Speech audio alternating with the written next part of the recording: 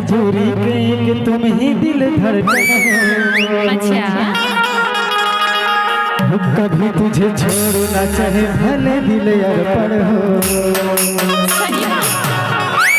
न था सुना था कि जबूरी के कि तुम ही दिल धड़कन हो। कभी तुझे छोड़ना चाहे भले दिल अर्पण हो।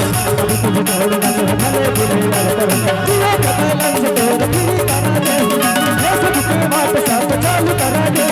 जिया का बैलेंस तोड़ पूरी करा दे, फेसबुक पे बात साथ चालू करा दे। रखना माकर बिन बुता